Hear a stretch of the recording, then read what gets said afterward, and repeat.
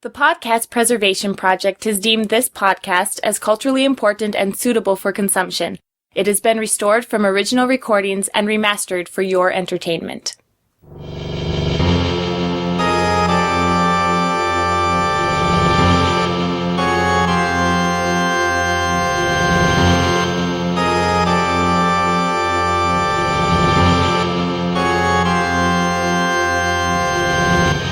This is the Gameboys, episode 37 for September 3rd, 1995. I'm your host, Joe. I'm TJ. Nathan. And I'm Danny.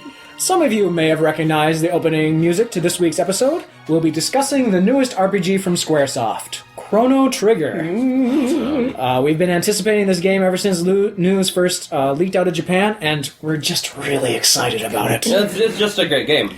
But before we get to that, we do have some other matters to attend to. TJ and Danny are back from summer break and back on campus. Welcome back. Hey, thanks, Joe. It's good to be back. Our listeners know that the summer break left us shorthanded. It's been difficult for Nate and myself to handle everything. But with TJ and Danielle here, and with Jeremy and Shin coming back next week, we should be able to kick it back into gear.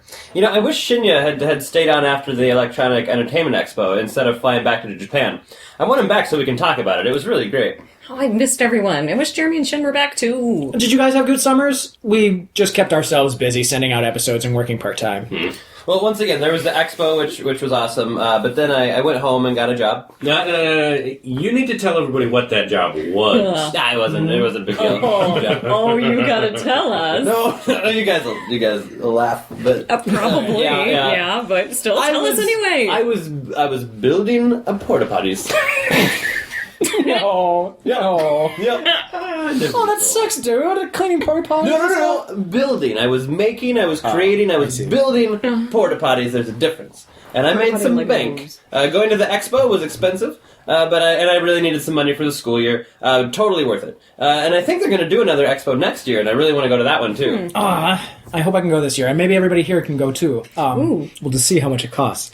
I've just been jealous ever since you went and started talking about it. But when Shin gets back, I'm sure he'll have more to say, and you guys can talk about it more then too. Well, my summer wasn't quite so awesome as attending the expo. We're building porta johns. Shut up. I was just back at home with my family and working, but I had a lot of time to myself to listen to music and play games. Lots of games. Besides trying to finish Chrono Trigger in time for the show, I've been hooked on Phantasmagoria. Whoa, PC game. Who are you? What have you done with the real Danny? Oh, come on, it's not like all of us don't know your dark secret. Warcraft 2 is coming out soon, and you've been playing Warcraft all summer. Oh, now everybody knows. Yeah, so I'm obsessed with Phantasmagoria. It's haunting my dreams. I hear it's good. You know, it really is good. It's a different game than what I'm used to. I don't really go in for explorer-y type games, but some of the stuff they're doing with the actress, what was their name? Victoria Morsel. Yeah. She spent hundreds of hours in front of a blue screen just doing all these, actions, motions, and, interacting with backgrounds. It was really cool. She's good. Yeah, no, she's really good. Has she done movies or anything? Where have I don't think she does movies. She looks really familiar. This is gonna bother me. I've seen her before. Yeah. Let's not get off track for 2 weeks in a row. At least not too off track. Last week, Joe and I probably spent about 20 minutes on Mortal Kombat. Oh no, That was a stinker and a half. Spent most of that complaining about Scorpion and Sub-Zero. It was justified. The best part of that flick, though, was the theme music. You know, test your might. Dun dun dun dun dun dun dun. Mortal Kombat. No, I'm not the only one. Come on. Sorry, I brought it up. Thanks, guys. I guess I'm glad. It's good. That's a good song, though. I'm just happy you didn't spend the time on Waterworld. Oh, let's not go there. Instead, Danny, you can fill us in on some Japanese whispers. Oh, yeah, okay. So this is usually Shinya's segment where he gives us the latest on Japanese gaming news and scuttlebutt, but instead I've been keeping track about what everyone over there is talking about. Mostly I've been reading the transcripts I could find on Usenet. That stuff seems centered on Virtual Boy. If you've listened to our Gameboys Do the Game Boy in episode 19, you'll know it's designed by Gunpei Yokio. So Yokoi designed them both. Oh yeah, from the beginning. For everybody out there in the audience, can you just remind us what the specs on the system are? Well, okay, this is what I have in my notes. It's powered by a 32-bit processor that renders wireframe graphics to create 3D-like effects. Really, though? They're only 3D like. Not actually 3D then? No, not actually at all. Like, do you really think it was creating a virtual world? No. I've seen the screenshots. I know what you're talking about. Well, it's still early in the system, so I think they'll be learning to use the effect for a while, but the color palette is limited to blue and red, so there just isn't any variation. Well, that is kind of disappointing. Well, you can see for yourself. What? My parents ended up buying one for me for my birthday! Oh, nice. Happy birthday. Oh, yeah, happy birthday. Jerks. Yeah, you forgot. Well, I'm glad I didn't grab one this weekend. There was enough in our game fund. It was really tempting. Oh, I had no idea I was getting it, but I brought it along so all of you could give it a try. Okay, what I read is right about the color palette, but really, it's just hard to use. And it's being pushed as this portable system, and while I guess it technically is, since it runs on batteries, it's not like I'm going to take it on the bus and play it like a Game Boy. What do you have for it? Only Mario Tennis and Galactic Pinball. We can head over to my dorm later if you want to give him a shot. Yeah, then we can talk more about it in the next episode. I'm rooting for the little guy. Yeah, we can do that. We'll do the Virtual Boy the next episode, the PlayStation after that. Oh, that's the other big topic of conversation. Great. Well, that makes a good segue then. We'll switch to Nathan for letters. Well, we got a lot of letters in the past couple of weeks. They usually fall into one of two categories. Fan mail for Danny. Nate Swartzen gives me everything to read, and I'd like to remind guys, for the 100th time, I have a boyfriend. We're not releasing his real name for his protection. That itself, her fan mail falls into a couple categories, like, Danny, will you marry me? And, you know, all those guys that are just crazy in love with you. And then there's that other category. Oh, the you don't know games because you're a girl category. Like I said when I was trying to be diplomatic, the other category. You know, I've had to deal with that BS ever since I got an Atari. So sadly, I'm sort of used to it. So, guys, I've heard it before. Stick to commenting on the show and not how I suck at games because I'm a girl with a vagina. As opposed to the ones that don't have vaginas? Oh, you so know what I mean. Well, in Danny's defense, she's beaten each of us in every version of Street Fighter. We bow down to her, the queen of games. She's a beast at the fight. She's merciless. She anticipates everything. You can't even get a punch in. Ridiculous. Yeah, you guys are no match for me there. However, Shin can beat me sometimes. But he's Japanese. He's like born with a controller in one hand. And in the other? I don't want to carry the analogy farther than that, no. So, I'll just echo Danny and say, please just send her normal fan mail. We read everything, and when we get misogynistic stuff like that from our listeners, it's disgusting. So, go on, Nate. Take us away. Our letter here comes from Ryan, all the way in Alabama. Alabama? Yeah. Alabama. Wow. Recent fan of the show after you guys were featured in the January issue of GamePro. They sent the tapecast along with the magazine. Very cool to get that kind of exposure. I've since gotten every episode. And though I dig what I hear, it seems like you've been heavily biased toward Nintendo and games on the SNES. I'm intend to buy a PlayStation soon. What was that? That's what he wrote. Okay. I'm intent to buy a PlayStation soon. Okay. And I wouldn't want to have to ditch you guys because you're not covering all the systems.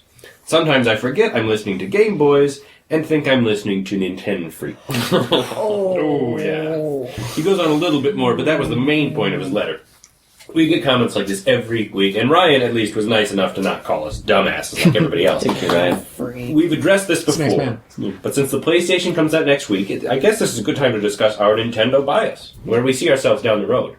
We don't favor Nintendo that much, do we? I mean, not on a Nintenfreak level. A Nintenfreak wouldn't devote an entire episode to the turbo graphics, would he? We talk about arcade games and Sega. It just burns you up. No, it just it's just such a terrible control. We've been discussing this behind the scenes, and Ryan will be happy to learn. We will be shifting the format in a couple of months to do just what he's asking us. Joe and I started the show mainly out of our love for NES games. Yeah. We loved our NESs. We've been playing these games since our early teens. We'd never intended to be focused on Nintendo. That's just how it developed. But it all comes back to the games themselves. We're branching out, and we'll be covering the PlayStation along with Nintendo and Sega, although TJ will continue to maintain his hard-party line of Sega sucks. I will admit, I have a slight Nintendo bias, but that's just me. We've got a whole panel, and I want listeners out there to have something they can turn to each episode, and they will allow them to say, there, Gameboys is the same old show. Right. Hey, I'm glad you got a Virtual Boy, because we can funnel the money into getting a PlayStation and games, once that's out. Oh, that's a good idea. I wish Danny had told me sooner, but not having to buy a Virtual Boy will definitely free up some money. Yeah, sorry. I wanted it to be a surprise. Oh, it turned out all right. Although if it hadn't, you would totally be off the show. Ooh, last I remember, Jeremy was close to being kicked off after he cleared out all your Final Fantasy III He's saves. been kicked off 3 times. But I keep coming back. I remember that. It was such a dark time. Yeah. He didn't erase them. I did. He was just messing with my saves and activated some glitches. Wait, no, Shinya said something about Final Fantasy III is actually 6. Is that right? Yeah. Were you here when he told us that? I remember. He got this big shit-eating grin on his face when he told us that Japan got Final Fantasy games that we didn't. He did say that he wanted to bring 5 back for us to play. He told me about the story some, which I didn't really understand, but he really loves how the job system works in that game. But that was the 6th in the series. It's then. 3 here. That's what everyone knows it as. So we should call it 6. We discussed this. We decided we'd go with 3. Just call it Final Fantasy III. Square approved that name. Okay. So 3 then. Next topic. Okay. Nate? Yeah, the thing is, we don't really know what PlayStation games will appeal to us. Except for Rayman, which I have already. I don't know why that came out before earlier, but We are ready. Ready. You guys have already seen the screens if you're reading GamePro or EGM. It's clear that we're entering just a different graphical level beyond the Super Nintendo and the Genesis. We know about Nintendo's Project Reality, but we don't know when that actual system will be released. The thing with the PlayStation is that I don't see any RPGs. As long as Nintendo continues to have games like Final Fantasy and Mana, I don't see myself playing it too much. Well, you're right. I mean, Ridge Racer's come out, Rayman, not really RPGs. But we here have the Super Nintendo, the Game Boy, the Virtual Boy, PlayStation, Nintendo's new system, the Genesis, the Saturn to cover, and... Nathan is the only person I know who owns a Saturn. Panzer Dragoon, man! Nathan is the only person I know who is a Panzer Dragoon fan. Oh, you are just missing out! The point I was trying to make is there are a lot of offerings on our plate, and we need to accommodate them. So, Ryan, stay tuned. Changes are coming. I don't want to go off on a tangent. Oh, here we But go. will anyway. Joe? Here we go. By all means. It's the theme of today's episode. Okay, I'll try to make this short. We are not Nintenfreak. And the comparison riles me up. Matt covers Nintendo games almost exclusively. We branch out. He spent his last episode going over how the Mega Man series was one, if not the greatest action game series that Nintendo ever put out. Mega Man was made by Capcom and licensed by Nintendo. It was the stupidest error ever. I loved that episode. I love Mega Man. But in almost every episode, he does something like that. It's super annoying. I used to listen to him because I thought he had something interesting to say. Now I want to hear how he's going to screw things up. You're being a little hard on him. No! TJ, I know you guys are buds. He goes Best to buds. Mac, and yeah, I know you're best buds. I know you do each other's hair. It's cool. I mean, but he argues with listeners when he's blatantly wrong. He's got this mental block about admitting to anything. He's one of those people that thinks he's doing a good job when he's just pissing everyone off. Well, yeah, it doesn't have anything to do with the errors. Not really. I mean, we all listen to Nintenfreak. The appeal is Matt ranting about problems he has with games, and at the same time he maintains this Nintendo can do no wrong attitude, which just leads to stupid assertions. When Earthbound was released, he spent the entirety of an episode complaining about the graphics. That's fair, in the context that the game was developed as an outgrowth of its predecessor on the NES. So the graphical style should be consistent from game to game, if it's a creative decision. But Matt spends most of the time bashing the game solely for its weak, seemingly NES generation sprites and the Dragon Quest-like battle interface. He's just missing the forest for the trees, and that game is not about the graphics. But it's about this view of American culture through a Japanese lens, all packaged into an RPG. But instead of making that point, he just blames Ape and Hal for bad graphics and says that Nintendo should dump them because they're making bad products under their name. It's moronic, and it doesn't do justice to what is a work of love by writers and programmers. That's it, dead on. Yeah, someone should pay you. Yeah. And that's why I hate the material he puts out. I don't hate it. I do. The rest of us don't hate it. But he definitely is useful as a lightning rod. I couldn't articulate that about Earthbound unless I disagreed with him. I've been thinking about that review for a while. It just seems so wrong-headed. It's not the first time I've hated his review of a game. I mean, it felt the same way when he talked about DKC. Again, that situation was taking a game that is fun at its core, but then ranting at Rare for disregarding Donkey Kong. Okay. He isn't always like that. Example. Our show is about having a conversation about games. We sit down, we take a new release, get into what we liked, what we didn't, and like Nate said, take into context what the game is trying to accomplish. Nintenfreak's format lends itself to an editorial slant. You either like or dislike it. There isn't any... We know. We know, okay? There isn't any... You all know. There isn't any in between, okay? A listener may hate what any of us has to say, but there are multiple people here with a variety of opinions, and they may jive with what someone's looking for. Yeah. You can tell Danny's bag. We get off topic so much more. And about time, too. Since the shows with just you and Nate are nearly as interesting. So, Danny, I'll be looking into getting Matt on the show. Maybe after you and Nate's takedown, he'd like a chance to respond. You are always doing this to me, Joe. I think you did this to yourself, sister. But you gave me permission. I didn't know that you were going to go and personally attack Nintenfreak. Well, yeah. We went from asking people to refrain from sending you bad fan mail to waving a "Hey, mail, please" flag right in front of their faces. The reaction will tell. He might even follow up personally on his show. Of course he will. That's how he is. Well, it would be an honor to have the opportunity to shout at him for a while and get some of these aggressions out. You just got some out now. It's been building up all summer. Well, we'll see what he says. I might just try to edit all of this out. No, keep it in. We try to keep that at a minimum, and that was a good chunk of conversation. I like Matt a lot, and I think he should come on to debate some of the stuff we have here. We'll talk about it after we're done recording.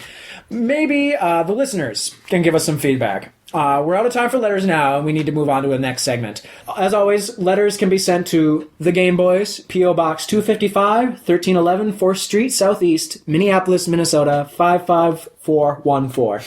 So, without further ado, boys and girl, it's a moment that you've all been itching for. It's time for Game Talk.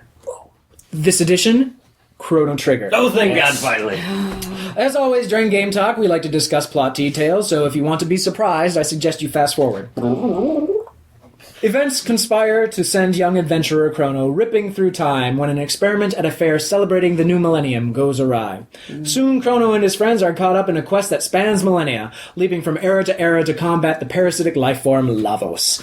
Created by a team of developers including Hinorobu Sakaguchi, Yuji Horii, Akira Toriyama, Kazuhiko Aoki, and Masato Kato. Squaresoft's Chrono Trigger is the subject of today's Game Talk. Could you have read those names in any higher pitch better with a voice? coin. I know. Okay, without Shin, this podcast has already gone straight into one of those porta potties TJ's been building. Those are pretty strict. Game Boys, you may give your opinions in the order of my choosing. Oh, me. Nate. Oh, yes! Go first. It was terrible. I'm kidding. Honestly, I'm kidding. I'm just saying that to get a reaction out of TJ. This is possibly this is my favorite game out of Squaresoft. The entire game is a triumph. The characters are memorable and well-rounded. The design is breathtaking. There's a story here that's unlike anything Square has ever told before, and I put Final Fantasy III right up there as some of the most intriguing storytelling in gaming history. Kato was the writer, yeah? Oh, yeah. Who to pick next? TJ's gonna swallow his tongue. Danny. Okay, so no, where this game impressed me beyond everything else was its sense of fun. Even amidst this dark storyline involving this parasite feeding off Mother Earth, the characters band together and stick together so easily with so little effort that it just seems natural. And they're not just doing it across the typical barriers people face when they work together. Each of them comes from a different time, has a different set of values and goals, and yet, it's just so heartwarming. I love it so much. Oh, thank you for that. As for me... Oh, come on! Oh, I'm sorry. Did you want to go? Oh, can I? Oh, you can go. Oh, thank you. Alright. I love this game. The art, the story, the gameplay, taken as a whole, I loved it. And at first, I didn't at first. I thought it was all too cutesy. It's like Danny said, the game has a sense of fun, but I didn't appreciate it at all. And then I hit the future segment in 2400 AD, and it was like, yes, this is the game I want to play. Everything is destroyed, humans are scraping by, the bad guys won, and I loved it. Now that I think of it, it's sort of similar to what I like about Final Fantasy III. Kefka gets what he wants. He reforms the world in his own image. He's a god in his own right. People fear him. I don't know if Lavos even cares about those things. Well, Lavos is at its core an animal, right? I mean, we have no idea if he's even capable of higher thought or premeditation. I'm not even sure it's a parasite per se. If the planet is a living thing, which is what the game posits, and Lavos is just feeding off of it, well, by that definition, he's a parasite. But so is everybody else in every other thing on the planet. I mean, so I would say yes, Lavos is an animal. Yes, Lavos is intelligent, but its goals are based on biology, maybe? Well, it's sort of difficult to speculate on what exactly they are. I mean, it's completely different from Kefka, which is basically Final Fantasy's version of the Joker. Yeah, like you said, though, its goals are different. It's an alien and has alien motives. I got the impression that Lavos has been orchestrating various events throughout history, particularly in terms of the evolution of certain species, I don't know, to give itself a better meal, as it were. I love the idea of him as a cosmic cook. Yeah. I mean, reptiles didn't turn out, so let's try tasty humans instead. Yeah, and what were those humanoid reptiles called? They were like reptiles, reptites, reptits. Reptits? Reptit, yeah. Really? Yeah. You are not making it easy for me. That's today. that image. They're reptiles. But They can't even have tits. They're reptiles. I've never seen a baby reptile suckling on a mother. No. No one has. No. This is why he's an arts major. Apparently. Yeah. So I will draw it for you. Humans really didn't turn out. Thank you. I really need a drawing of a snake. If you can't imagine it, I will draw a snake with nipples with little snakes suckling. Don't you think that would chafe? That's for nature to deal with. Where are we? I don't know. Mammals taste better than reptiles. Yeah. Mammals Yes. taste better than reptiles. But Yes. they're okay, fine. Because Because why? they have boobs. Because they have boobs. Yes. No. Let's just keep going. I'm really stuck on reptits. I'm sorry. Who isn't? It's all I can see now. You've never seen. No, none of us have ever seen any of that. An iguana No. with just like Gazongas? a gazonga iguana. Anyway, moving on. So anyway, Lavos, right? Is that what we were talking about? I think we were. I don't Yes. know. It has a life cycle of some sort anyway. I think that's where we were going. It lasts for millions of years. And it seems to me that it would be preferable from, I guess, its standpoint that no one found out about it. But Zeal did, the Kingdom of Zeal did. Chrono, Meryl, Luca, they found out. Isn't it Marley? What? Yeah, Marley. It's I thought it was. Marley. I thought it was like pronounced like mare.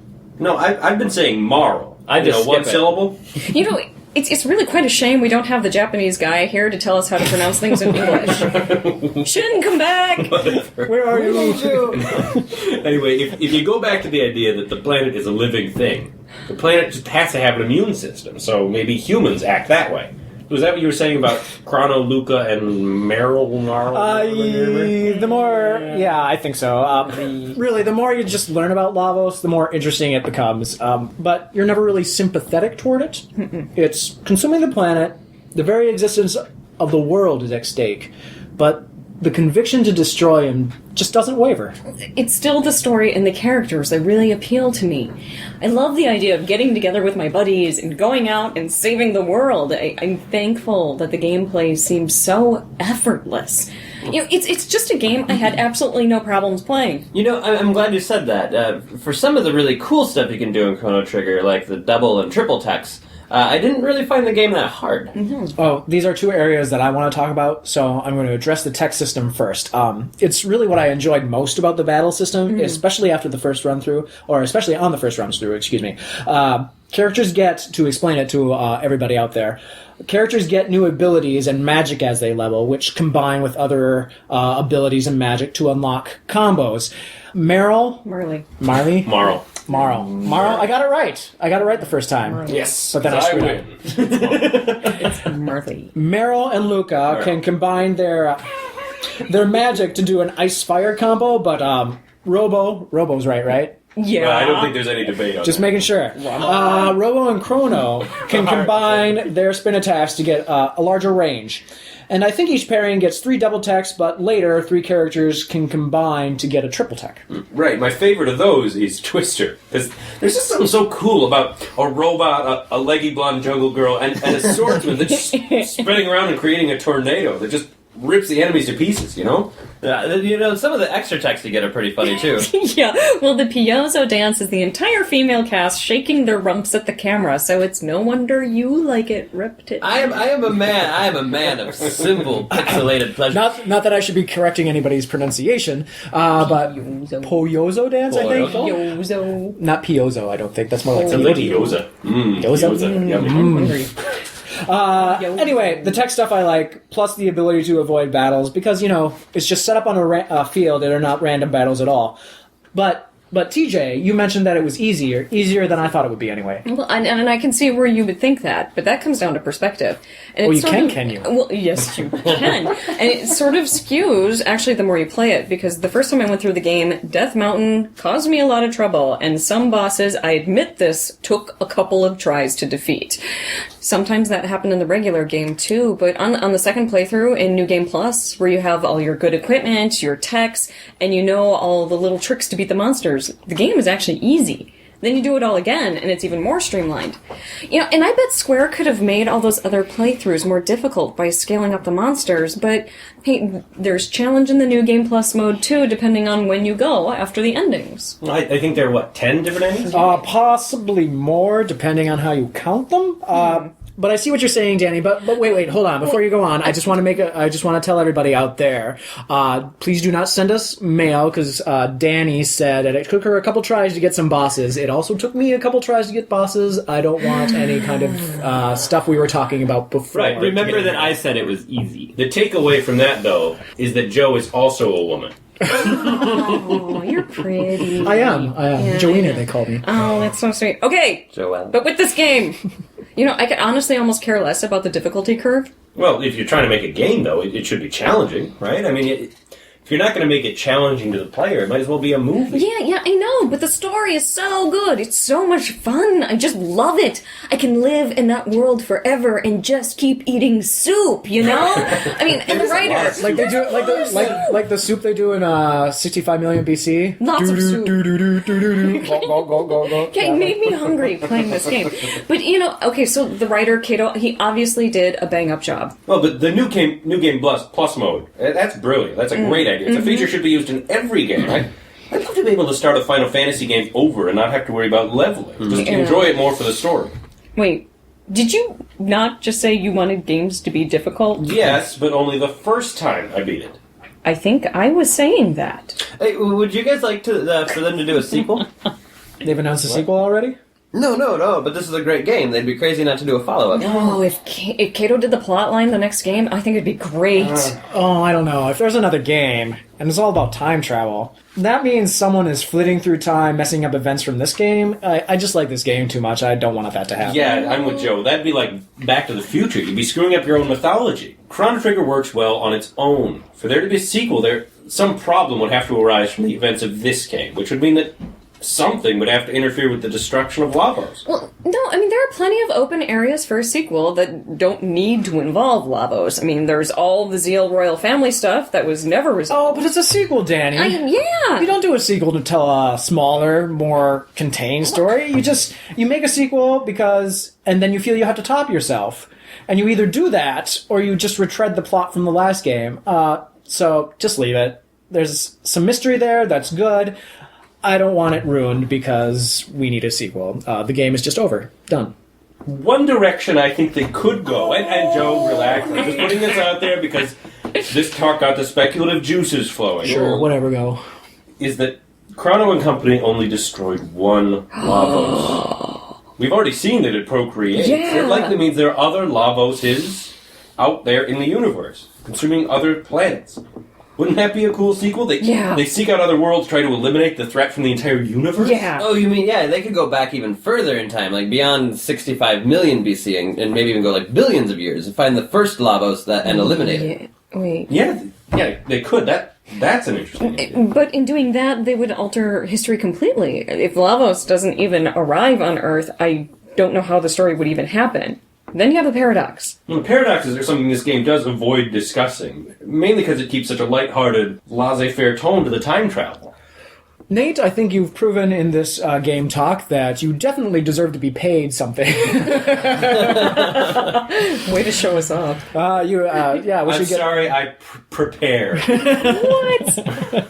Thank you again, everybody. I believe that's all the time we have for today. Recommended across the board? Recommended. Absolutely. So that's it for today's show. TJ, give us some power advice to get us through until the next I episode. love this segment. Well, I thought there might be a lot of RPG talk in this episode, and I was right. Yep. So I decided to pick our words of wisdom. Our words of wisdom. From the Beavis and Butthead Cheater's Guide. You did not. I did. And for those critics out there keeping track, this guide covers the Super Nintendo, Genesis, and Game Gear versions of the game. Listen, my children, to the wisdom of strategy guides past. The dogs are easy to find. All you need to do is listen for dog barks when you're walking along the fence. When you hear a dog bark, one will charge through the fence. Just use your bat to take care of them. These words teach us that trouble, in its many forms, is around every corner, behind every fence. All we need but to do is listen, and when it pounces, be prepared to confront it with the tools we have at our disposal. When you hear a dog bark, one will charge through the fence. Just use your bat to take care of them. When you hear a dog bark, one will charge through the fence. Just use your bat to take care of them. Go in peace, my children. Until next time, game boys and girls. This podcast is brought to you in part by a grant from the Federal Communications Commission and has been restored with the help of the International Gamer Foundation. The Podcast Preservation Project thanks Jason Buckland, Philip Henry, Joshua Humphrey, Don Krasnowski, William Marth, and Larissa Shea for their individual contributions to this episode. Wow, the Beavis and Butthead Cheaters Guide. Damn, that was good. I like that. Good job, TJ. Nice work. Rep tits. What the hell? That was so strange, guys. I like that we just kept trying to see where we could take it. It reached its natural conclusion, which was nowhere. Would you really draw something for us? No, I'm terrified. Maybe that's what we'll get for fan art. That'd be nice. As long as it's not me as a rep tit. Yeah, let's Danny. put a stop to that now. Virtual Boy time? Yeah. Let's go. Pizza and Virtual Boy. Go down to the I quad. had a Virtual Boy. I wish I still had it. I think... What do you mean still have it?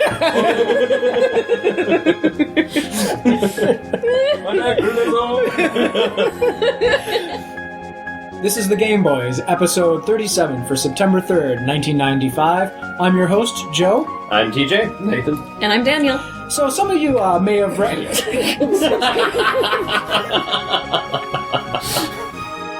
I had this moment of like, oh shit, I didn't talk to you about the Mortal Kombat music beforehand, but that was totally perfect. Were you going to play it or whatever? I just wanted you to like acapella. I like singing and trying to get us to join in. Yeah. So that was Okay, we'll do that. That was perfectly fine. But you know what I was talking about? Like, test your mind. So yeah.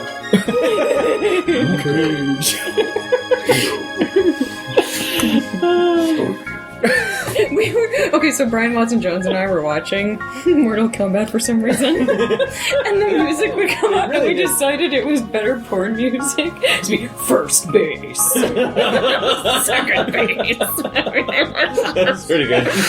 Wow. Yeah. First base. Music.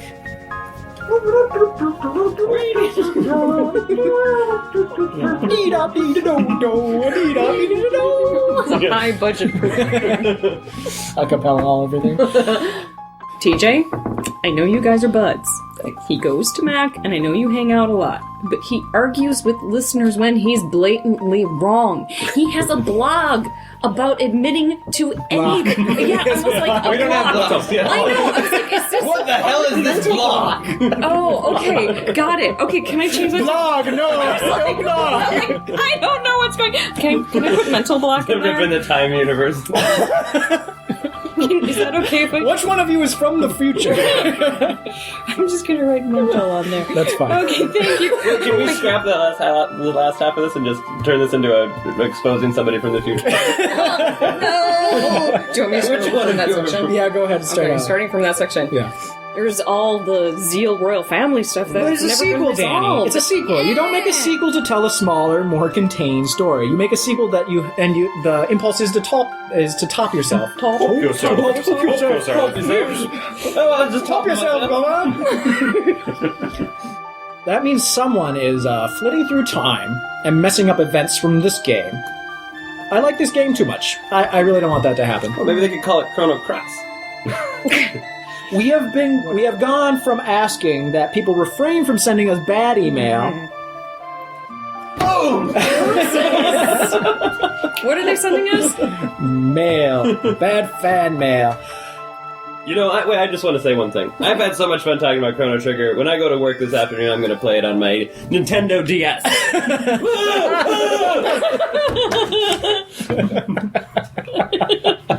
You can get it on your iPhone now, too. I know. Really? Yeah, I did. That's great. Why are you playing it right now? On my portable handheld device. Don't throw me in the river.